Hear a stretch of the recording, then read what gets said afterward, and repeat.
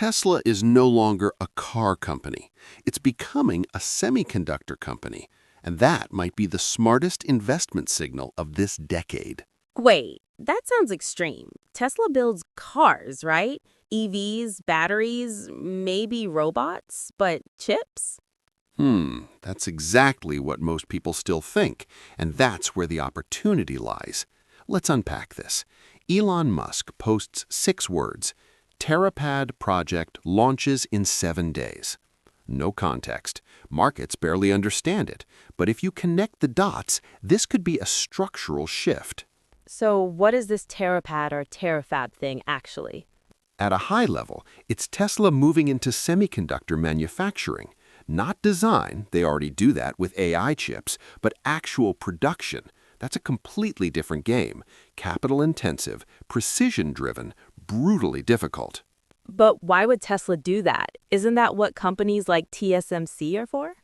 That's a very good question. Look, here's the thing. 90% of advanced AI chips are produced in Taiwan. One geopolitical event and supply chains collapse. Tesla is scaling into a world where it needs millions of chips annually, not thousands, millions. Millions? Just for cars? Not just cars. That's the key insight. Let's break it down. 2 AI chips per vehicle, 2 per Optimus robot, massive GPU clusters for training, robotaxis like the Cybercab. Now, if Tesla hits even a fraction of its roadmap, millions of cars, millions of robots, you're suddenly talking about tens of millions of high-performance chips per year. Okay, so buying chips externally becomes a bottleneck. Exactly. That's the core thesis. Supply becomes the limiting factor. And history has shown whoever controls the bottleneck controls the market. So this is like the Gigafactory moment again. Beautiful. That's exactly it. In 2014, analysts said building battery factories was insane, too expensive, too risky. Today, Tesla dominates battery scale in the West. This is the same play, just one layer deeper in the stack. Batteries were the constraint of EVs. Chips are the constraint of AI. But building chip factories is way harder than building battery factories, right? Well, that's where things get fascinating. Jensen Huang from NVIDIA said it clearly. This takes decades of expertise. Yield rates, lithography, process control. It's brutally complex. So isn't Tesla at a disadvantage? On the surface, yes, but here's the nuance. Tesla doesn't need to beat TSMC globally. It just needs enough supply for its own ecosystem. That's a very different objective. So more like vertical integration than market domination. Exactly. Tesla's strategy has always been vertical integration. Batteries, motors, software, charging infrastructure, and now chips. When you connect the dots, you see a pattern. Eliminate dependencies, control margins, accelerate innovation. Okay, but how does this tie into AI and full self-driving? That's the real story. AI progress is not just about better algorithms, it's about compute. Training large models requires massive hardware. Tesla's Cortex supercomputer already uses tens of thousands of GPUs.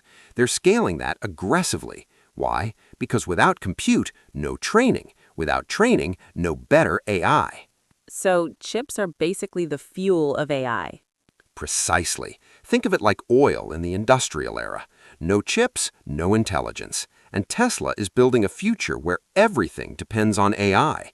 Self-driving cars, autonomous robots, real-time decision systems. And that's where the AI-5 chip comes in. Yes, and make no mistake, AI-5 is a game changer. We're talking 10x compute, 9x memory, 5x bandwidth. This isn't an upgrade, it's a new class of capability. It enables things that were previously impossible. Like what? Fully autonomous driving at scale, real-world reasoning in robots, massive inference workloads in real time. This is where the rubber meets the road. But if AI-5 production depends on external suppliers, Tesla's stuck again, right? Exactly, and that's why Terafab exists. It's about securing the roadmap. Investors often miss this. They focus on car deliveries or quarterly EPS, but the real question is, can Tesla scale its AI ambition without being supply constrained? So this is actually about future optionality. Now you're thinking like an investor. Yes, this is about optionality and control. Markets are trying to price Tesla as a car company with some AI upside. But if Tesla becomes a vertically integrated AI plus robotics plus semiconductor platform, that's a completely different valuation framework. But there are still risks, right? Absolutely. Let's be very clear. Building fabs costs $20 to $30 billion. Execution risk is massive. Timelines can slip, yield rates could kill margins, and Tesla has never run a semiconductor fab before. So this could fail? To be fair, yes, there are unknowns, but Tesla doesn't need perfection, it needs progress. And here's another interesting point. They're not doing it alone. There are signals of collaboration with Samsung and even Intel on packaging technologies. So more like a hybrid approach? Exactly. Not building everything from scratch, but orchestrating an ecosystem. That reduces risk significantly. What happens on March 21st then? Likely a symbolic but important step. Location announcement, partnerships, maybe initial timelines. The factory won't produce chips overnight, but the signal to the market is what matters. Signal versus noise. Exactly. And this is where smart investing comes in. Most investors react to headlines. Smart investors anticipate structural shifts. This is early innings, not halftime. So the real question is not what happens next week, but what happens in 3 to 5 years. That's the mindset. Anti-cyclical investing means positioning before the consensus forms. When everyone agrees, it's already priced in. Let me try to summarize. Tesla is moving into chip production because AI scaling requires massive compute and external supply won't be enough.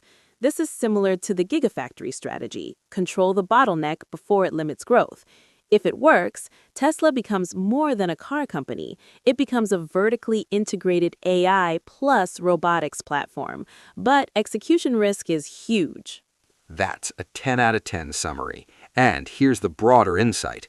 In every technological era, the winners are not just the ones with the best products, but the ones who control the critical infrastructure. Going forward, the question is simple. Who controls the compute controls the future.